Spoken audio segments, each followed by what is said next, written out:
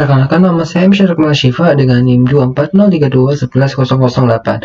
Saya akan mereview untuk artikel analisis korespondensi ordinal untuk mengevaluasi tingkat kepuasan konsumen terhadap kartu perdana di daerah Jabodetabek. Nah, tugas ini adalah untuk melengkapi tugas dari metode kuantitatif dengan dosen pengampu Ibu Nurki Umaria. Baik, langsung saja. Untuk latar belakang penelitian ini adalah membahas mengenai peneliti. Artikel ini membahas tentang pentingnya mengukur tingkat kepuasan konsumen. Kepuasan konsumen ini biasanya diukur menggunakan skala ordinal 1-5, mulai dari sangat tidak puas sampai sangat puas. Selama ini, analisis korespondensi yang sering dipakai hanya mampu memetakan data kategorik, tetapi belum memperhitungkan urutan tingkat kepuasan. Oleh karena itu, peneliti mencoba menggunakan analisis korespondensi ordinal agar hasilnya lebih sesuai dengan sifat data. Nah, untuk analisis penggunaan korespondensi ordinal ini oleh peneliti adalah karena metode ini mampu memvisualisasikan hubungan antara produk merek kartu perdana dengan tingkat kepuasan konsumen secara lebih akurat. Keunggulan metode ini adalah bisa menangkap struktur ordinal dalam data, jadi tidak hanya sekedar melihat kategori. Nah, informasi di korespondensi ordinal ini dapat tambahan mengenai lokasi, dispersi, serta pola hubungan ordinal yang tidak dapat oleh analisis korespondensi klasik yang dilakukan di SPSS. Dan informasi-informasi itu lebih detail dan bermanfaat untuk memahami pola kepuasan konsumen. Nah, untuk metode penelitian, data penelitian berasal dari 1.328 responden di daerah Jabodetabek. Variabel baris adalah merek kartu perdana sebanyak 9 merek, yaitu A sampai I, dan variabel kolom adalah tingkat kepuasan konsumen dengan 5 kategori: 1 sangat tidak puas, dengan 2 tidak puas, dan 3 biasa saja, dan 4 dengan puas, dan 5 adalah sangat puas. Dari kombinasi tersebut terbentuk tabel kontingensi yang berukur 9 kali 5, yaitu 45 sel. Analisis ini dilakukan menggunakan perangkat lunak, yaitu S+2000 dengan hasil berupa nilai inersia, chi-square, dan grafik korespondensi.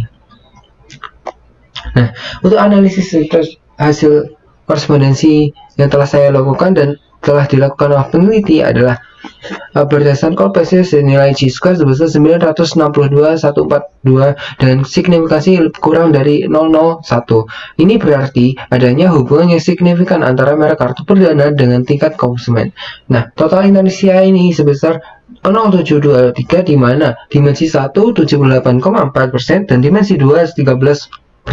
Sudah mampu menjelaskan 91,4% variasi data, sehingga dua dimensi ini cukup untuk menggambarkan hubungan antar variabel.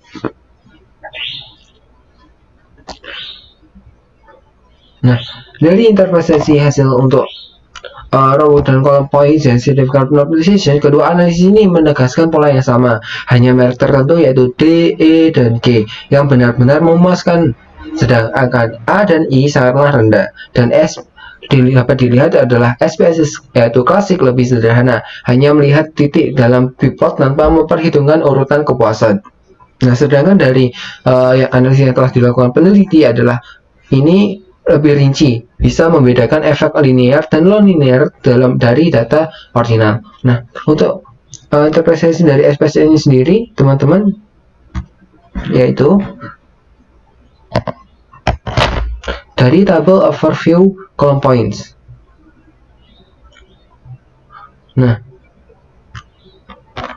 sangat tidak puas dan tidak puas memiliki skor negatif di dimensi 1, yaitu lebih dekat dengan persepsi yang rendah. Yang kedua adalah biasa saja dengan posisi tengah, yaitu -0,81,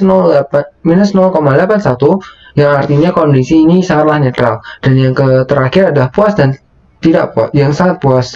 Nah, memiliki skor positif di dimensi 1 yang cenderung ke merek dengan tingkat yang kepuasannya tertinggi. Nah, untuk overview from point, merek A dan I berada di skor negatif yang paling tinggi dan sangat dekat dengan kategori sangat tidak puas, dan merek C dan H juga berada di skor negatif dan lebih dekat dengan skor tidak puas, dan B dan F posisinya netral atau tengah, cenderung dikaitkan dengan biasa saja atau netral, dan merek D dan E memiliki skor positif yang sangat sedang, dekat dengan kategori yang puas, dan merek G memiliki skor positif sebesar 1,114 yang sangat, sehingga nilai tersebut sangatlah dekat dengan kategori sangatlah puas.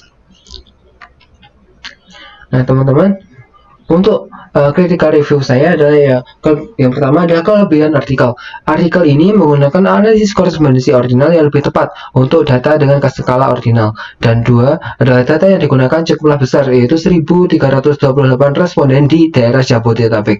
Yang ketiga adalah analisis disajikan yang sangat lengkap, mulai dari tabel kontingensi, perhitungan, inersia, hingga visual support. Untuk kekurangan artikel ini adalah terbatas pada satu studi kasus, yaitu merek kartu perdana, apalagi di daerah Jabodetabek. Dan software yang digunakan oleh peneliti ini adalah software terbilang jadul, yaitu S+ 2000.